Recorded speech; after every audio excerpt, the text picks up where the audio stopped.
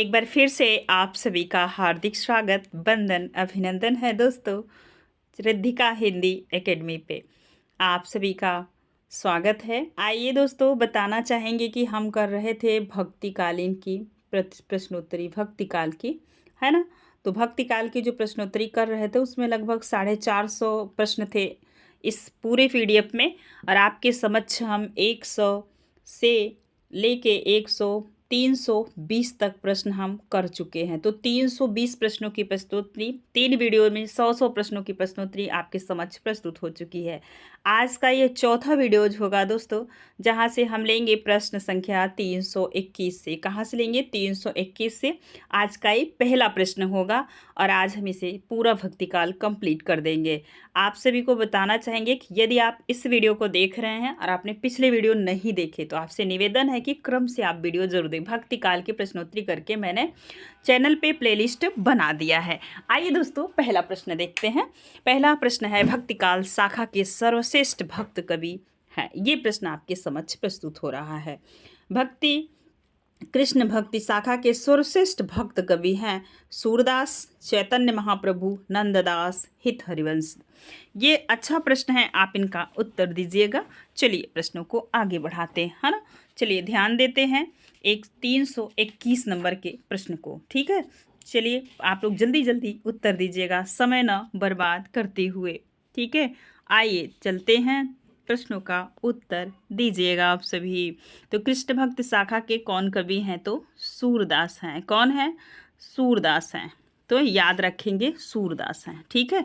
आगे चलिए, 322 नंबर का प्रश्न आपके स्क्रीन पे है। राधा को रस स्वरूपा किसने कहा? ये प्रश्न अच्छा है, हो सकता है आप पहली बार सुन रहे हो। सूरदास, हित हरिवंश, चैतन्य महाप्रभु, कृष्ण दास। तो ये है बी नंबर, हित हरिवंश ने कहा था रस स्वरूपा। अगला प्रश्न है, भक्ति निर्णय के रचयिता हैं वल्लभाचार्य, हित हरिवंश, विठलनाथ, चैतन्य महाप्रभु। 323 नंबर के प्रश्न में सी नंबर सही होगा। विठलनाथ की रचना है भक्ति निर्णय। अब अगला प्रश्न है 324 नंबर का। रामचरितमानस के आधार पर दोहा चौपाई में कृष्णचरित नामक प्रबंध काव्य के रचयिता हैं।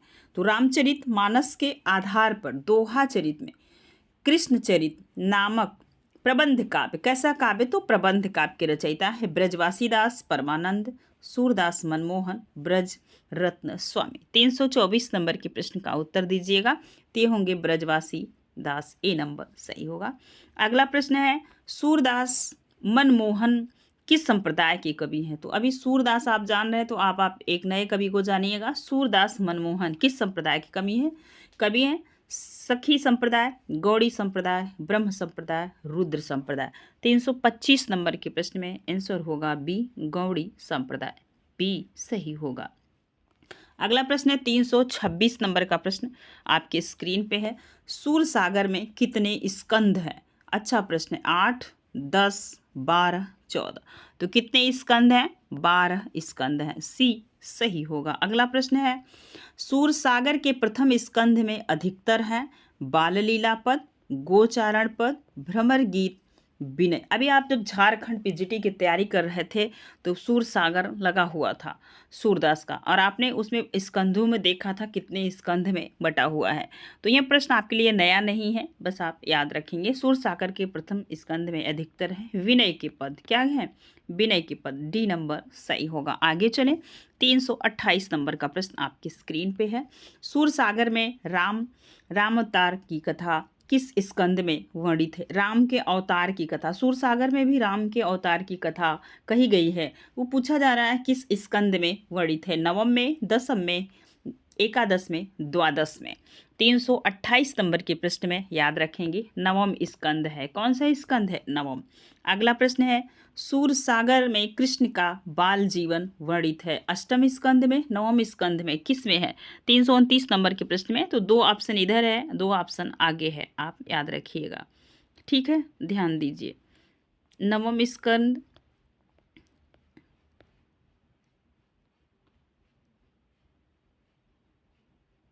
एक मिनट, यहाँ पे है, ये रहा आपके समक्ष दसम स्कंद के पूर्वार्ध और दसम स्कंद के उत्तरार्ध। तो 329 नंबर के प्रश्न में सी सही होगा, दसम स्कंद के पूर्वार्ध में। पूर्वार्ध याद रखिएगा, है ना। चलिए अगला प्रश्न देखते हैं 330 नंबर का। श्री कृष्ण के द्वारिका गमन से लेकर अंत तक की जीवनी सूरसागर के किस अंश में वर्णित है? द्वादश स्कंद, एकादश स्कंद, दसम स्कंद और दसम उत्तरार्ध। 330 नंबर के प्रश्न में याद रखेंगे दसम उत्तरार्ध में। कहाँ है? तो दसम उत्तरार्ध में। सब दिया था उसमें, जब आप पढ़े होंगे पूरा, ठीक है, जब झारखंड पीजीटी में आप पढ़े होंगे तो याद रखिएगा। सूरसागर द्वारा रचित भ्रमर गीत श्रीमद् भागवत के किस स्कंद का आधारित है? स्कंद पर आधारित है। नवम, दसम, एकादश, द्वादश। 331 नंबर के प्रश्न में याद रखेंगे तो किस स्कंद में है? तो दसम स्कंद, बी नंबर सही होगा। आगे चलें, नेक्स्ट प्रश्न है आपके स्क्रीन पे। सूरदास की रामकथा प्रभावित है वाल्मीकि रामायण से, रामचरितमानस से, आनंद रामायण से, रामचंद्रिका से। तो अच्छा प्रश्न है ना। 332 नंबर के प्रश्न में याद रखेंगे सूरदास की रामकथा प्रभावित है वाल्मीकि रामायण से। किससे प्रभावित है? तो वाल्मीकि रामायण से। आगे चलेंगे। सूर साहित्य का सबसे प्रमुख गुण है प्रसाद, माधुर्य, ओज, सर्वमिश्रित है। 333 नंबर के प्रश्न में सबको पता है यह माधुर्य गुण में है। किसमें है? माधुर्य गुण में। अगला प्रश्न है 334 नंबर का। रचना शिल्प की दृष्टि से सूरसागर किस प्रकार का काव्य है? प्रबंध काव्य, खंड काव्य, चंपू काव्य, गेय या मुक्तक काव्य? गेय, मुक्तक काव्य। तो चंपू काव्य उसको कहते हैं जिसमें गद्य और पद्य का मिश्रण होता है, ठीक है। 334 नंबर के प्रश्न में याद रखेंगे तो इनका जो पद है आप देखे होंगे, मैया कब बढ़ेगी चोटी, तो गाए जाते हैं। क्या होते हैं? गाए जाते हैं, सबकी जबान पे होता है। कितने दिन दूध पियावत कबहु न बढ़े चोटी, तो इन्होंने कहा हुआ है सूरदास ने, आप याद रखिएगा। तो गेय मुक्तक काव्य है। कैसा काव्य है? तो गेय मुक्तक काव्य। प्रश्न थोड़ा सा बड़ा है, प्रश्न बड़ा है तो घबराइएगा नहीं, ध्यान से पढ़िएगा। सूरसागर महाकाव्य की श्रेणी में नहीं आता क्योंकि यह सर्गबद्ध नहीं है, इसका नायक उदात्त गुण से परिपूर्ण नहीं है, इसमें कथा संगठन और वर्णन की शैली अव्यवस्थित है, और इसमें कवि विश्व को महान संदेश देने में अफल है। क्या ऐसा है? बताइए। 335 नंबर के प्रश्न में तो याद रखेंगे कि इसमें क्या नहीं है, नहीं आता है, क्यों नहीं आता है, ये प्रश्न पूछा जा रहा है। तो सी नंबर सही होगा। इसमें कथा संगठन और वर्ण शैली अव्यवस्थित है। कैसा है? तो अव्यवस्थित है। सी नंबर सही होगा। बाकी यह सरबद्ध नहीं है, तो अब नहीं आता है तो ऐसा कुछ नहीं है, लेकिन इसका सी क्या होगा? आंसर होगा, नहीं आता है। महाकाव्य की श्रेणी में नहीं आता, तो क्यों नहीं आता? क्योंकि इसमें कथा संगठन और वर्णन शैली अव्यवस्थित है। आगे चलें नेक्स्ट प्रश्न पे। ये भी प्रश्न थोड़ा सा बड़ा है तो याद रखिएगा, प्रश्न को ध्यान से पढ़िए। 336 नंबर का प्रश्न है। सूरसागर महाकाव्य न होते हुए भी साहित्य में महाकाव्य को समानांतर स्थान पाने का अधिकारी है क्योंकि इसकी कथा वस्तु काव्योचित है, इसके सभी पद अपने आप में स्वतंत्र हैं, फिर भी इसमें कथा सूत्र की प्रबंधात्मकता विद्यमान है, इसकी चरित्र दृष्टि उच्च कोट की है, इसमें वर्णन वैविध्य, छंद विधान, भाषा शैली की गरिमा और जीवन आदर्शों की प्रतिष्ठा है। तो आपसे फिर एक बार प्रश्न को पढ़िए। सूरसागर महाकाव्य न होते हुए भी साहित्य में महाकाव्यों के समानांतर स्थान पाने का अधिकारी है। क्यों अधिकारी है, ये प्रश्न आपसे पूछा जा रहा। 336 नंबर के प्रश्न में तो याद रखेंगे इसके सभी पद अपने आप में स्वतंत्र हैं, फिर भी इसमें कथा सूत्र की प्रबंधात्मकता विद्यमान है। क्या है? बी नंबर सही होगा। 336 का आंसर बी होगा। आगे चलें 337 नंबर के प्रश्न की तरफ। ये रहा आपके समझ 337 नंबर का प्रश्न, ध्यान दीजिएगा। प्रश्न है सूरदास की किस रचना को सूरसागर का सार माना जाता है? सूर सरावली, साहित्य लहरी, सूर पचीसी, नागलीला। तो ये आप सबको पता है कि ये दोनों रचनाएं जो हैं वही सूरदास की है ना। 337 नंबर के प्रश्न में आप बताएंगे तो सूरदास की किस रचना को सूरसागर का सार माना जाता है? तो सूर सरावली को। किसको? सूर सरावली को। ए नंबर सही होगा। नेक्स्ट अगला प्रश्न है 338 नंबर का प्रश्न है। सूरदास का कौन सा ग्रंथ नायिका भेद से संबंधित है? सूरसागर, सूर सरावली, सूर पचीसी, साहित्य लहरी। 338 नंबर के प्रश्न में क्या होगा भाई? नायिका भेद से संबंधित है तो साहित्य लहरी, डी नंबर सही होगा। अगला प्रश्न देखेंगे जो आपकी स्क्रीन पे है। सूरसागर का सर्वाधिक मार्मिक और वाग वैद्यपूर्ण प्रसंग है बाल लीला, गौचरण, भ्रमर गीत और रास विलास। तो सभी को पता है, ये इस प्रश्न का उत्तर दीजिएगा। तो क्या है? भ्रमर गीत है, उद्धव संवाद जो दिया गया है। अगला प्रश्न देखेंगे 340 नंबर का प्रश्न है। भ्रमर गीत से आशय है, भ्रमर गीत से क्या आशय है, वही प्रश्न आपसे पूछा जा रहा है। भ्रम में पड़े हुए उद्धव को ज्ञान देने के लिए रचे गए गीत, भ्रम की विशेषता बतलाने वाले गीत, भ्रमित गोपिकाओं के लिए सगुण ब्रह्मा की उपासना के गीत, भ्रमर को माध्यम बनाकर गोपियों को आत्माभिव्यक्त की लिए के गीत। 340 नंबर के प्रश्न को ध्यान दीजिएगा। तो ये क्या है? भ्रमर के माध्यम से माध्यम बनाकर गोपियों को आत्माभिव्यक्त के गीत है। ठीक है, सूरसागर से आशय है तो डी ऑप्शन सही होगा। आगे चलेंगे 341 नंबर का प्रश्न जो आपके समक्ष है। सूर के भ्रमर गीत की सबसे बड़ी मौलिकता है ज्ञान पर प्रेम की और योग पर भक्ति की विजय, मार्मिकता एवं काव्यात्मकता, गोपिकाओं का वाक चातुर्य, उद्धव के उपदेश का ज्ञान पक्ष। 341 नंबर के प्रश्न में याद रखेंगे कि ज्ञान पर प्रेम की और योग पर भक्ति का विजय है, भ्रमर गीत की सबसे बड़ी मौलिकता है। ठीक है, ए नंबर सही होगा। आगे चलें। अगला प्रश्न है, छित स्वामी किस धारा के कवि हैं? निर्गुण मार्गी, प्रेम मार्गी, राम काव्य धारा, अष्ट छाप के। तो सबको पता है कि छित स्वामी ये कहाँ के हैं? अष्ट छाप के हैं। कहाँ के हैं? अष्ट छाप के। 342 नंबर में अष्ट धारा के अष्ट छाप के कवियों में इनका स्थान आता है। अष्ट छाप के प्रमुख कवि नंददास किसके शिष्य थे? देख रहे हैं, यदि आपने ट्रिक सबसे पहले देखेंगे, अष्ट छाप की जो स्थापना हुई थी 1565 ईस्वी में हुई थी। कब हुई थी? तो 1565। एजेक्ट ये 2000 टीजीटी 2021 में पूछा हुआ प्रश्न है। तो 1565 ईस्वी में हुई थी। टोटल कितने कवि थे? तो 8 कवि थे। तो अष्ट छाप की स्थापना हुई। अब पूछा जा रहा है इसी में से अष्ट छाप के प्रमुख कवि नंददास। कहा जाता है कि सूरदास के बाद नंददास का स्थान आता है अष्ट छाप के कवियों में।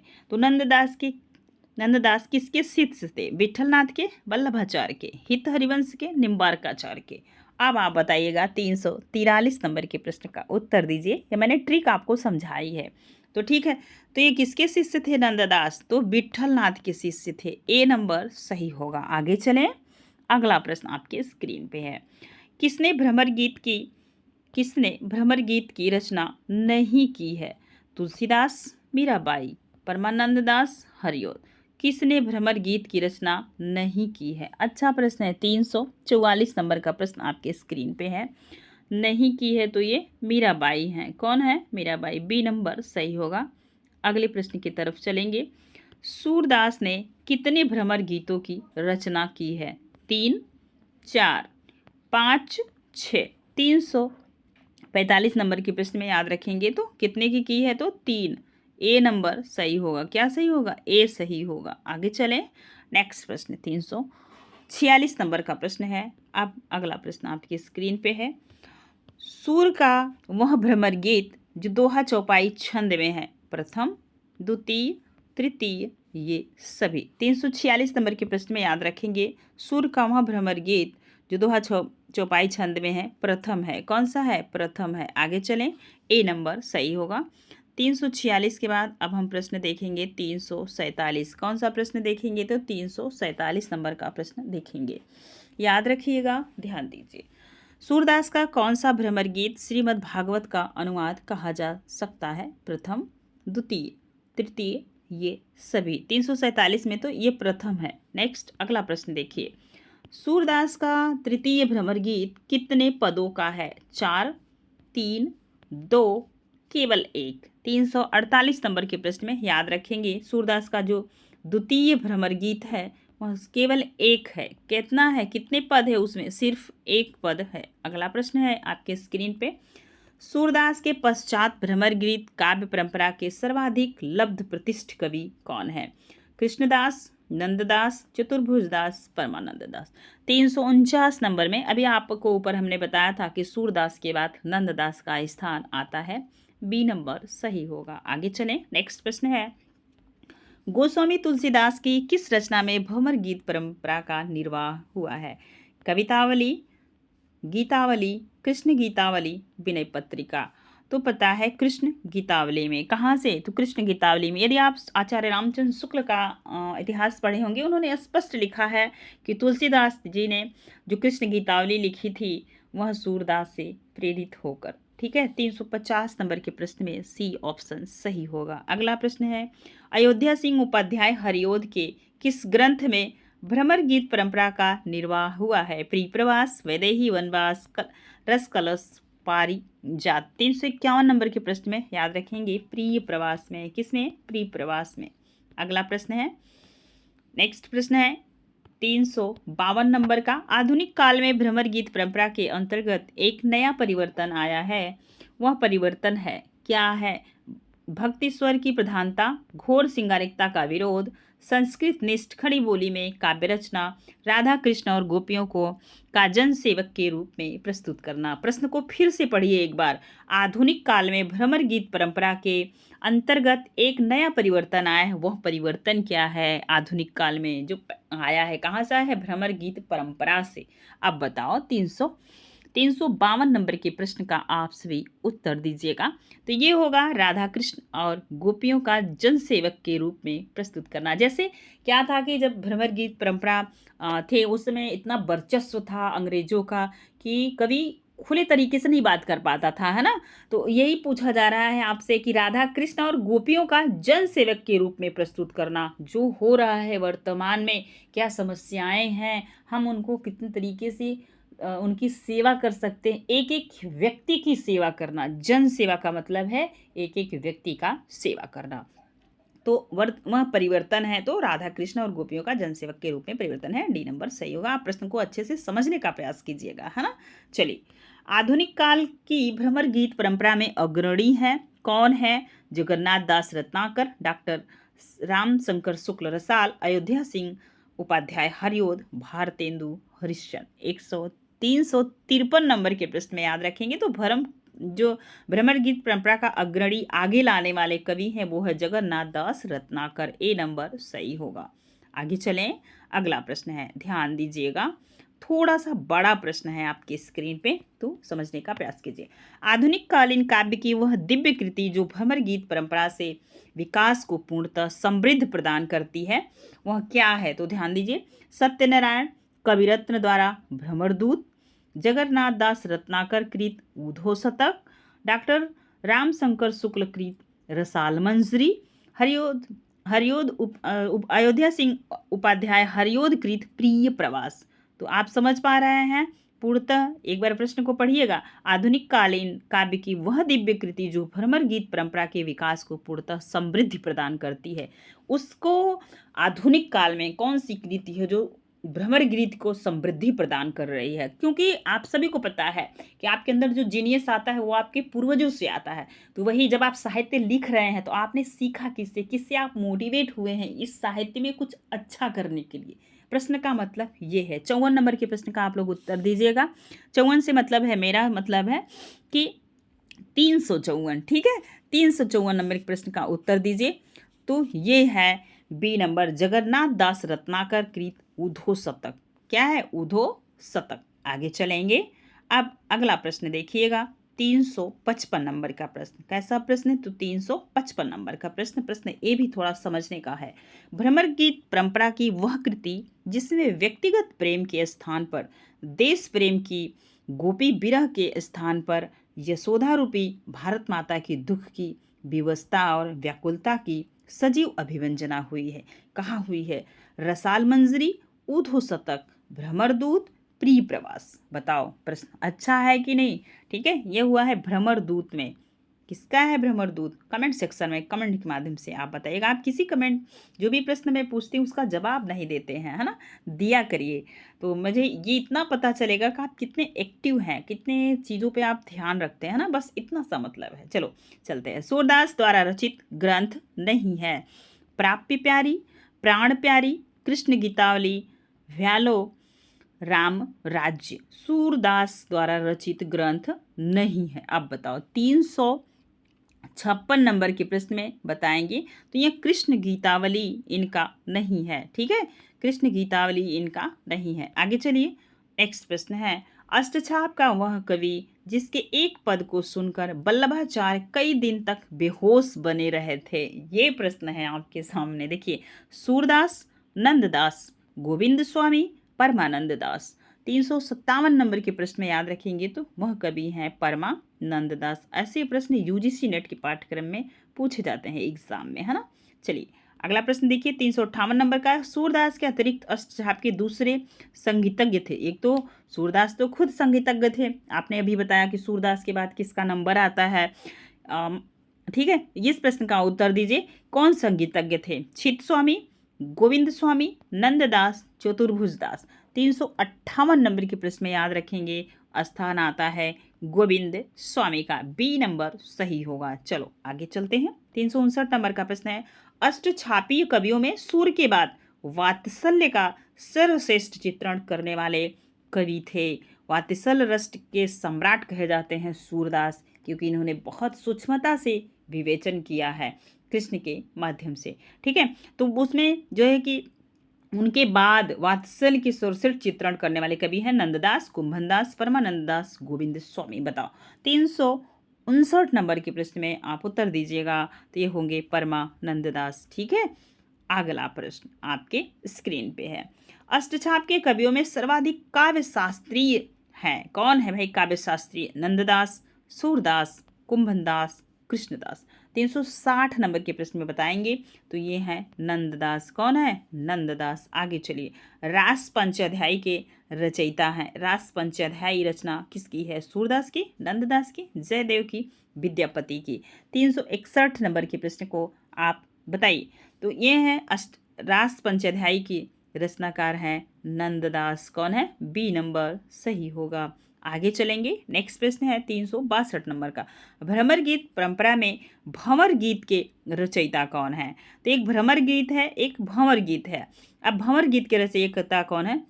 नंददास, सूरदास, ब्रजवासी दास, रत्नाकर। 362 नंबर के प्रश्न का उत्तर दीजिए, तो ये हैं नंददास। नंददास का क्या है? भंवर गीत है, एक भ्रमर गीत है ना। जो भ्रमर गीत है वो किसका है और ये भंवर गीत किसका है? तो यह नंददास का है।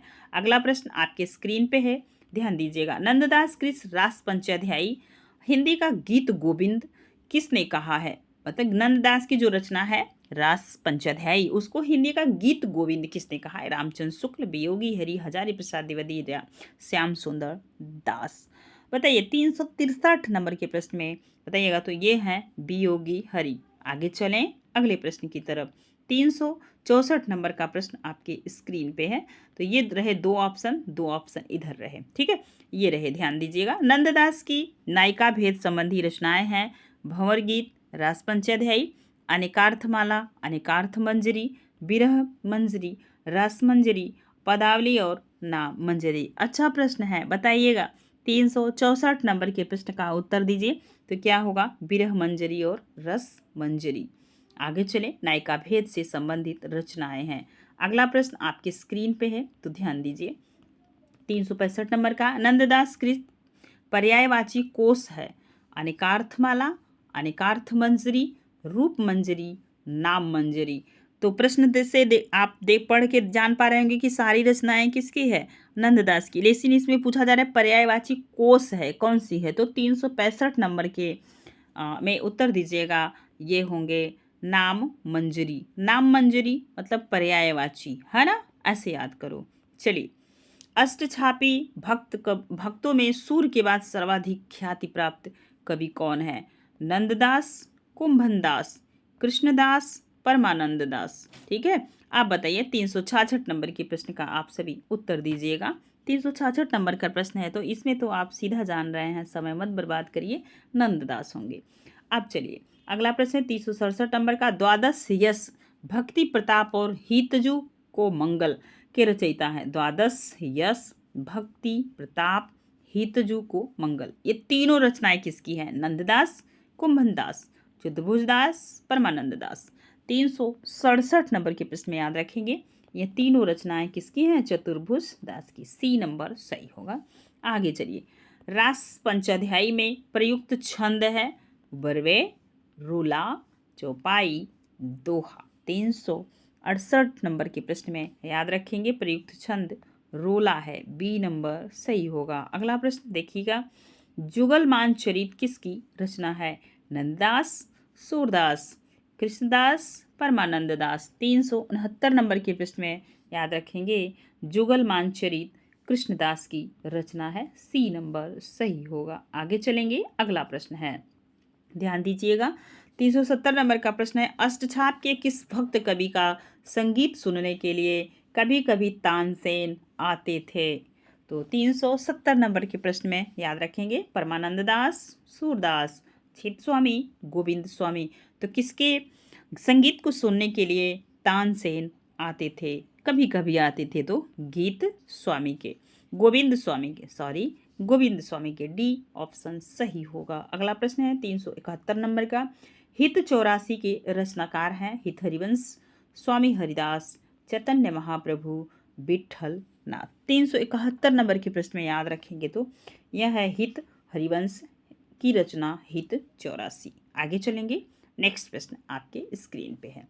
अब यहाँ पे आपको बताना है, एक पंक्ति है और वह पंक्ति कहाँ से, भक्तमाल देखिएगा। पहले हम प्रश्न को पढ़ते हैं। निरअंकुश अति निडर रसिक जस रसना गायो।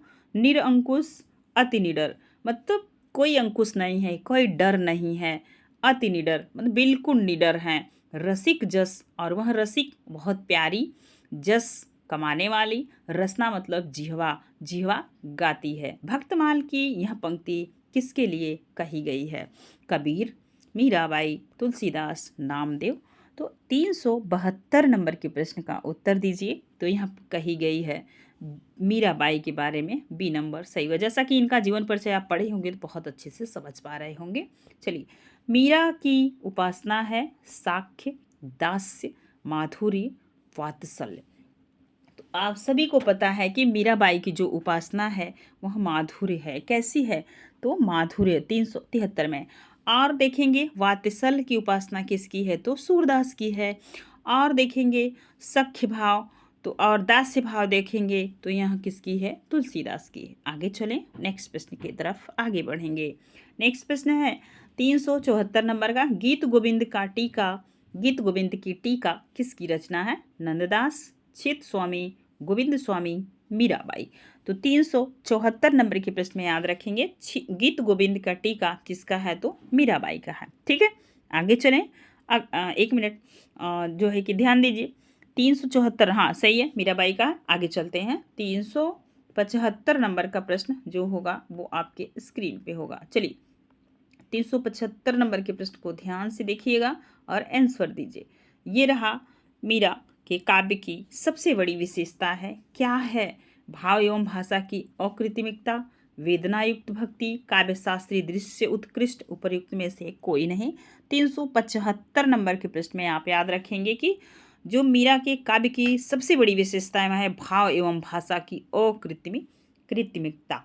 ठीक है, अकृत्रिमता। ठीक, नेक्स्ट प्रश्न है आपके स्क्रीन पे 376 नंबर का, लगभग सभी कृष्ण भक्त कवियों में न्यूनाधिक रूप में लौकिक वासना कहीं न कहीं अवश्य प्रकट हुई है, किंतु कौन सा कृष्ण भक्त इस दोष से सर्वथा मुक्त है? आप ये बताइए, कैसा प्रश्न है? गहराई से पूछा गया है कि नहीं? इन सब प्रश्नों को देख के आपको लेवल कैसा समझ में आ रहा है बताइएगा कमेंट सेक्शन में। 376 नंबर के प्रश्न में याद रखेंगे तो लगभग सभी कृष्ण भक्त कवियों में न्यूनाधिक रूप में लौकिक वासना कहीं न कहीं अवश्य प्रकट हुई है, किंतु कौन सा कृष्ण भक्त इन दोष से सर्वथा मुक्त है? तो ये है मीराबाई। तो आप देखे होंगे इनकी एक बहुत प्रसिद्ध भक्ति है, हेरी मैं तो प्रेम दीवानी, मेरा दर्द न जाने कोई, जौहर की गति जौहर जाने, जिन्न जौहर होए, सूली ऊपर सेज पिया की, मिलना किस्मत होए। तो इनकी बहुत अच्छी सी पंक्तियां हैं जो आप सभी को याद होंगी, सिर्फ मुझे ही नहीं, है ना? तो कितनी भक्ति, कितनी प्यारी भक्ति है। इन्होंने पति के रूप में भगवान श्री कृष्ण को पाने का प्रयास किया है ना? चलिए, यह खोज किसने की है कि मीराबाई विधवा न होकर सुहागिन थी और उनके पति कुंवर भोजराज ने ही उन्हें जहर दिया था? ये प्रश्न तो किसके खोज में भाई मिला था? तो डॉक्टर नामौर सिंह, डॉक्टर रामविलास शर्मा, पद्मावती देवी, शबनम, डॉक्टर नगेंद्र। तो यह भी 377 नंबर के प्रश्न का आप सभी उत्तर दीजिएगा, बेसब्री से इंतजार है। तो यह जो खोज था यह पद्मावती देवी शबनम का था, सी नंबर सही होगा। अगला प्रश्न है 378 नंबर का प्रश्न है, अमृत वर्षा करने वाले कवि किसे कहा गया है? तुलसी को, कबीर को, सूरदास को, रसखान को। 378 नंबर का प्रश्न है, तो ये है रसखान, डी नंबर सही होगा। इनको क्या कहा गया है? नोट कर लीजिएगा आप सभी, अमृत वर्षा करने वाला कवि। अब चलिए, रसखान का वास्तविक नाम है सैयद इब्राहिम, सैयद रसलीन, सैयद आलम, सैयद रसखान। अच्छा है ना। 379 नंबर के प्रश्न का उत्तर दीजिए, तो यह सैयद इब्राहिम, ए नंबर सही होगा। अगला प्रश्न है 380 नंबर का, रसखान के गुरु थे गोकुलनाथ, विठलनाथ, शेख तकी, शेख बुरहान।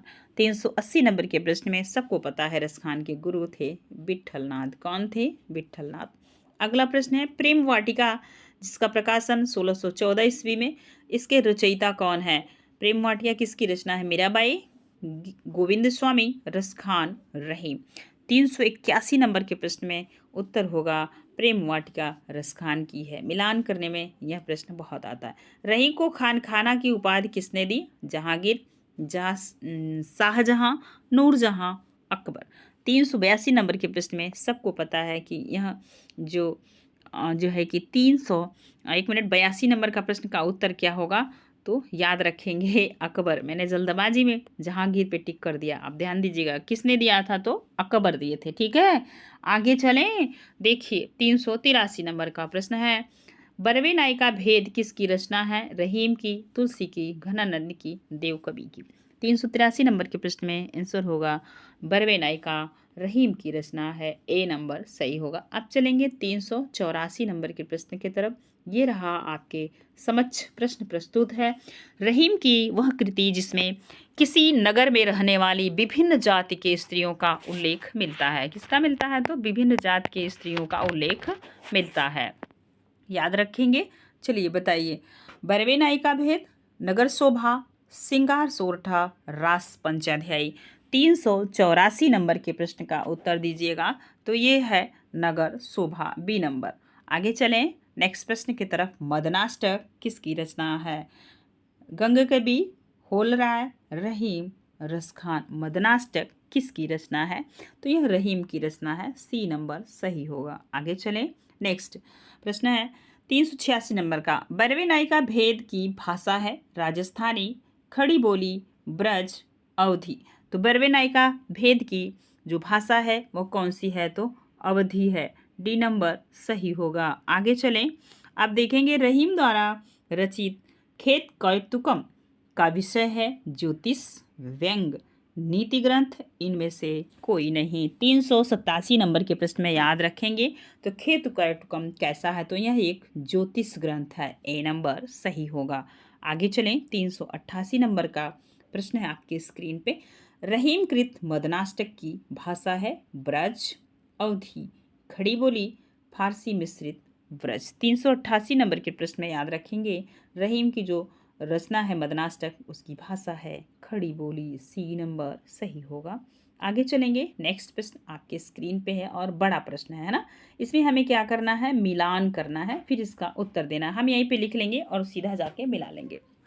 चलिए ध्यान दीजिए, यहाँ पे क्या लिखा है? ठाढ़ा सिंह चरावे गाय, मानुष प्रेम भयो बैकुंठी। तो मानुष प्रेम भयो बैकुंठी पढ़ते ही आप समझ गए होंगे कि यह पंक्ति किसकी है। ठीक है, तो मानुष प्रेम भयो बैकुंठी, तो यह पंक्ति है मलिक मोहम्मद जैसी की। किसकी है? तो 3 नंबर। ठीक, और ठाढ़ा सिंह चढ़ावे गाय यह किसकी है? कबीर की है। किसकी है? कबीर की, 4 नंबर है ना। मौसम कौन कुटिल खल कामी, तो यह सीधा पढ़ने से समझ में आ रहा है, यह पंक्ति है तुलसीदास की। केशव कहीं न जाए का कहिए, यह किसकी है? बताइए, केशव कहीं न जाए का कहिए किसकी पंक्ति है? तो 389 नंबर में आप यहाँ 1 मिनट ध्यान रखेंगे। मौसम कौन कुटिल खल कामी, मौसम कौन कुटिल खल कामी, तो यह जो है सूरदास की पंक्ति है, 1 नंबर। केसो कहीं न जाए का कहिए, यह तुलसी का कथन है। किसका कथन है? तो तुलसी का कथन। तो याद रखेंगे 4 3 1 2 क्या आंसर होगा? 4 3 2 1। ठीक है, आगे चलें, नोट कर लीजिएगा, पंक्ति आएंगी 4 3 2 1। यहाँ पे ये देखिए 4 3 1 2। ठीक है, ए नंबर सही होगा। नेक्स्ट प्रश्न, अगले प्रश्न की तरफ चलेंगे। कुछ ऐसा ही प्रश्न है, 390 नंबर का प्रश्न है। 390 नंबर के प्रश्न में आप याद रखेंगे, मन के हारे हार है, मन के जीते जीत। पूरी पूजी विप्र ज्ञान गुणहीना, मेरे तो गिरधर गोपाल दूसरो न कोई। संतन को कहाँ सीकरी, आवत जात पनहिया टूटे, बिसर गई हरिनाम। तो सबसे पहले डी को मिलाते हैं, संतन को कहाँ सीकरी, आवत जात पनहिया। तो कुंभन दास है, तो चौथे में कुंभन दास है।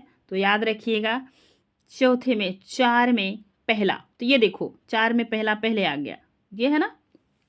अब देखेंगे आप, सबसे पहले हम पंक्ति को बोल देते हैं और आप उसे मिला लीजिएगा, क्योंकि हम एक साथ नहीं ला पा रहे हैं ना इस प्रश्न को। 390 नंबर का प्रश्न है।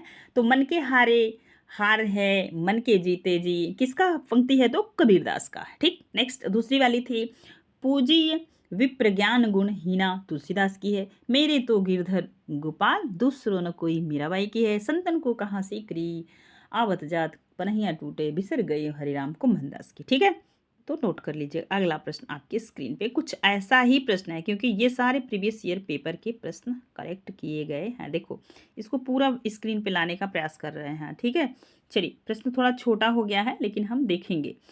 चंद्रमुखी मृगलोचनी, बाबा कही कही जाए। तो यह पंक्ति केशव की है। किसकी है? केशव की है। केशवदास जी का बाल पका था, वो गांव के कुएं पे बैठे थे, वहाँ पानी लेने वाली कुछ लड़कियां आ रही थी। तो इन होता है ना, तो ये क्या मतलब, इनके बाल पके थे, सन जैसे थे। तो देख रहे हैं यहीं पे इन्होंने जिक्र किया है। तो लड़कियां उनको बाबा कह दी, तो उन्होंने क्या हो रहा था, अपने आप में अजीब लग रहा था, तो उन्होंने लिख दिया चंद्रमुखी मृगलोचनी, बाबा कही कही जाए। ठीक है, चलिए, केशव केशव कस न कहिए, ऐसे करके पंक्ति है, मैं रिकॉल नहीं कर पा रही हूँ, लेकिन यह पंक्ति केशवदास की है। तो सबसे पहले मिला लेंगे चंद्रमुखी मृगलोचनी में यह 4 नंबर। ठीक है, मन रे परस हरि के चरण, मन रे परस हरि के चरण। तो यह मीराबाई की पंक्ति है। किसकी है? मीराबाई की पंक्ति है। तो ये हम कर लेंगे 3 नंबर। ठीक, बैठो पटोलत राधिका पायन। ठीक है, जहाँ काम आवे सुई, कहाँ करें तरवार। तो यह जो है कि किसका है बताइएगा? जहाँ काम आवे सुई, वहाँ करें तरीवार। तो यह रहीम का कथन है। किसका है? तो अब देखेंगे 1 नंबर, डी में 1 हो गया। अब सी का देखो, सी का क्या होगा भाई? अब मिला लेते हैं इसी में, इसी से प्रश्न से हम मिलाने का कार्य करते हैं कि 1 में चौथा है, तो ये 2 में चौथा है। देख लो, 1 कट गया, बी भी कट गया। और तीसरे में क्या है? सी में आप देखेंगे तो ये डी को मिलाते हैं, कहाँ कहाँ काम आवे सुई, कहाँ करें तरीवार। तो डी का होगा पहला। तो डी में पहला किसमें? ये देख रहे हो, इसमें है पहला, ए यहाँ पे पहला है। तो ये सी सही होगा। कौन सा सही होगा? तो सी सही होगा। आगे चलेंगे, देख लीजिए, ये सी सही होगा। ठीक है, यही आपका सही होगा।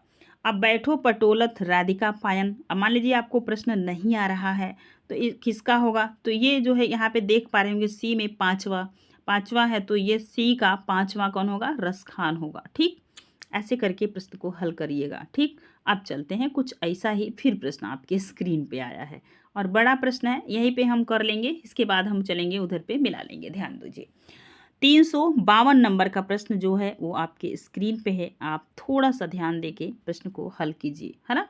देखिए 352 नंबर, निम्नलिखित को सुमेलित कीजिए। परहित सरिस धर्म नहीं भाई, यह पंक्ति किसकी है? तो 392 नंबर में। तो याद रखेंगे, यह तुलसीदास की पंक्ति है। 2 नंबर सही हो गया। बहुर न आई मिले एहि धारा। तो बी में कौन सा होगा? तो बहुर न मिले आई मिले, बहुरी न आई मिले एहि धारा, मलिक मोहम्मद जायसी की पंक्ति है। तीसरा, ऊंचे कुल क्या जन्मिया। तो ये कौन कह सकता है कबीर के अलावा? 392 नंबर के प्रश्न में क्या होगा? सी में ऊंचे कुल क्या जन्मियो, कबीर का है, कबीरदास जी हैं। 4 नंबर पे घन दामिनी, दामिनी अंध अंतर। तो ये पंक्ति आप पढ़ते ही समझ गए होंगे कि किसकी है, बताइएगा। तो घन दामिनी, दामिनी घन अंतर, डी घन दामिनी, दामिनी घन अंतर सूरदास का है। किसका है? तो सूरदास का है। तो सूरदास किसने नंबर पे? 1 नंबर पे। अब याद रखिए 2 3 4 1, यही इसका आंसर होगा। 2 3 4 1 यहाँ पे है, देख लो 2 3 4 1, डी नंबर सही होगा। आगे चलें नेक्स्ट प्रश्न पे। सही अनुक्रम बताना है। जन्म के हिसाब से आपको इन कवियों का क्रम बताना है। ठीक है, तो याद रखेंगे। सबसे पहले देखेंगे तो कौन आते हैं यहाँ पे। तो ये सारे ऑप्शन यहाँ पे गड़बड़ है। रैदास जी कबीर से पहले आते हैं, यहाँ पे कहीं भी रैदास जी कबीरदास से पहले नहीं आए हैं। देख रहे हैं 1388 रैदास का जन्म है। कब है? 1388। तो आप ऐसे करके अपना डायरी में नोट कर लीजिए। ठीक, तो सबसे पहले आएंगे रैदास, इसके बाद आएंगे कबीर, कबीर के बाद कौन आएगा? तो धर्मदास आएंगे, नानक बाद में आएंगे। तो धर्मदास किस में पहले हैं? यहाँ पे धर्मदास हैं पहले, इसके बाद नानक हैं। तो कबीर, 1 मिनट, कबीर, रैदास, धर्मदास, नानक। तो देख रहे हैं सारे ऑप्शन फॉल्ट हैं। क्या है? सारे ऑप्शन इसमें फॉल्ट हैं, तो इनको आप नोट कर लीजिएगा। सबसे पहले आएंगे रैदास, जिनका जन्म हुआ है 1388, और तब आएंगे कबीरदास, जिनका जन्म हुआ है 1398 में। ठीक, तो इनको आप नोट कर लीजिए। और इसके बाद आ जाएंगे धर्मदास, आएंगे नानक बाद में आएंगे। तो ये इस हिसाब से ये ऑप्शन थोड़ा सा सही की दिशा की तरफ बढ़ रहा है। तो सबसे पहले यहाँ पे कबीर की जगह रैदास को कर दीजिए, और रैदास की जगह कबीर को, फिर धर्मदास और नानक। डी नंबर सही होगा। आगे चलें, नेक्स्ट प्रश्न आपके स्क्रीन पे है, देखिए। और यहाँ पे देखिए 394 नंबर के प्रश्न में आप देखेंगे कालानुक्रम के अनुसार कवियों का जन्म अनुसार मिलाइए है, कौन पहले आया है कौन बाद में आया। तो यहाँ पे आप देखेंगे तो सुंदरदास अष्टछाप के कवि में देखेंगे सबसे सुंदर, सबसे सुशिक्षित, पढ़े लिखे, तुलसीदास के समकक्ष इन्होंने पढ़ाई की थी, शास्त्रज्ञ थे। तो सुंदरदास इसमें सबसे बाद में आते हैं, इतना याद रखिए। तो इसमें देख रहे हैं सुंदरदास सबसे बाद में आ गए। तो कबीर, दादू रज्जब और सुंदरदास, डी नंबर सही होगा। कौन सा सही होगा? 394 में। तो 1 मिनट याद रखिएगा। तो सबसे पहले कबीर आएंगे, रज्जब आएंगे, सुंदर के बाद आते हैं। ठीक है, तो ये ए नंबर सही होगा। मैंने गलती से सुंदरदास को, रज्जब को ध्यान नहीं दिया, तो सुंदरदास यहाँ थे, तो रज्जब बाद में आएंगे। ठीक, ए नंबर सही होगा 394 में। आगे देखेंगे नेक्स्ट प्रश्न।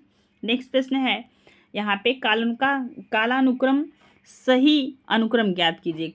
कालक्रमानुसार सही अनुक्रम ज्ञात करना है। अब ये रचनाएं दी हुई हैं, इनका प्रकाशन कैसे कैसे हुआ, ये प्रश्न आपको बताना है।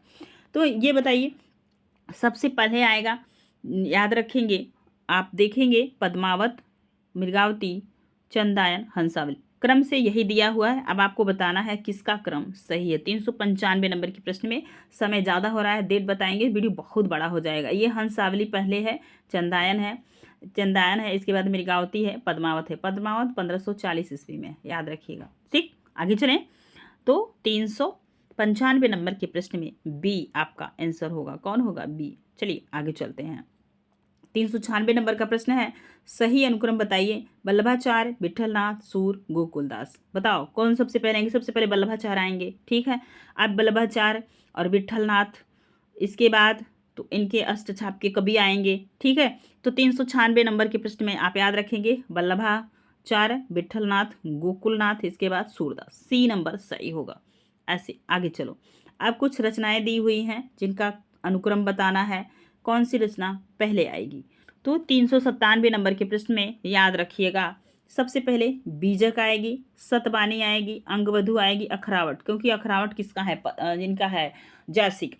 ठीक, तो ये डी नंबर सही होगा। आगे चलें नेक्स्ट प्रश्न की तरफ। अगला प्रश्न है, यहाँ पे क्या करना है कि युग्म सुमेलित नहीं है। अब बताओ, ये प्रश्न अच्छा है। 398 नंबर का जो प्रश्न है उसे आप बताइएगा, तो कौन सा सुमेलित नहीं है? तो ए नंबर, रामायण महानाटक सुमेलित नहीं है। यह रामायण महानाटक किसका है? तो यह प्राणचंद्र चौहान का है। किसका है? प्राणचंद्र चौहान, प्राणनाथ चौहान का है, सॉरी, प्राणनाथ चौहान का है। ठीक है, चौहान, यही सुमेलित नहीं है, बाकी रामचंद्रिका केशव की है, जुगमान चरित ऊपर आपने देखा कृष्णदास की, प्रेम वाटिका रसखान की। ठीक है, ए नंबर यही आंसर होगा। आगे चलें नेक्स्ट प्रश्न की तरफ।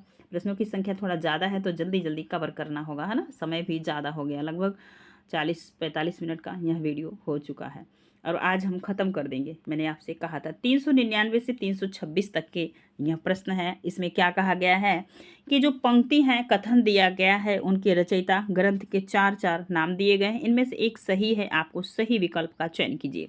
आज में आपको करना क्या है, जो पंक्ति दी गई है वह किसकी है यही बताना है ना। चलो 399 नंबर का प्रश्न है आपके स्क्रीन पे। कहे बिनु रहो न परत, कहे राम रस न रहत। तो राम शब्द देखते ही आप कहाँ आएंगे बताइए, आप अपने हिसाब से बताइए। तुलसीदास पे आएंगे।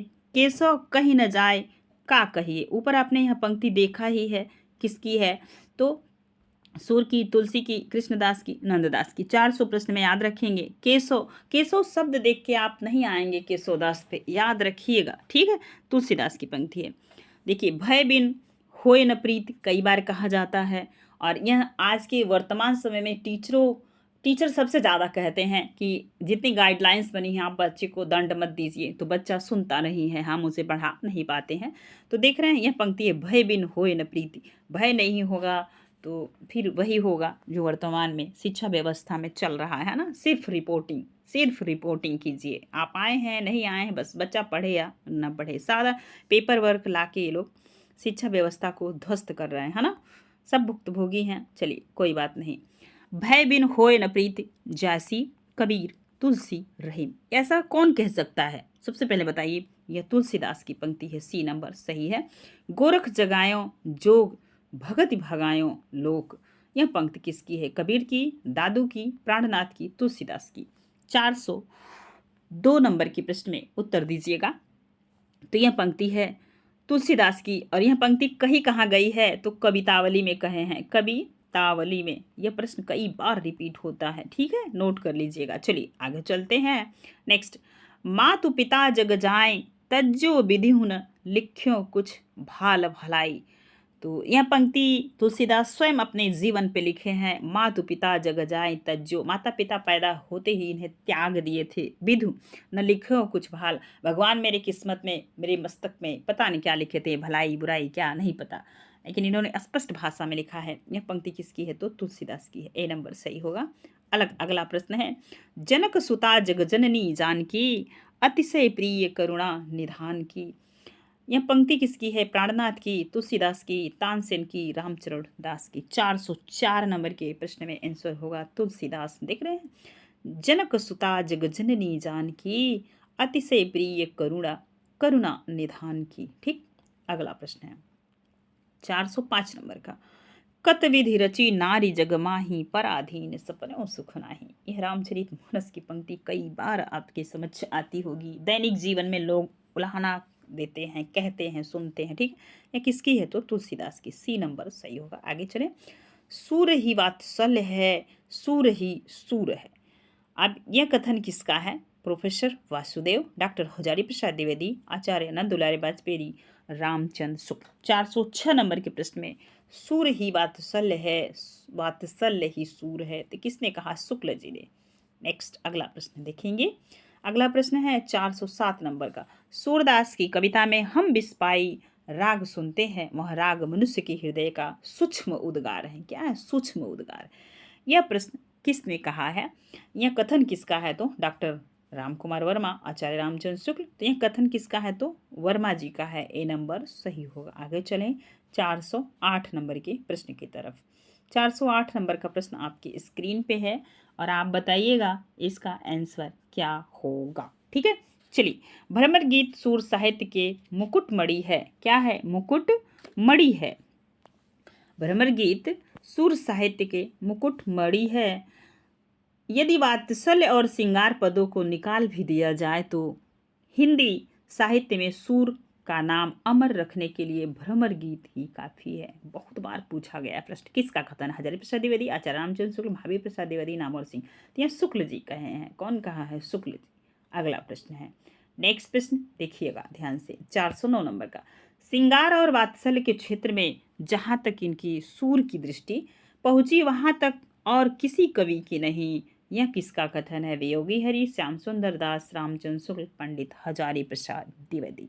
तो 409 नंबर के प्रश्न में भी यह कथन सी होगा, शुक्ल जी। आगे चलें।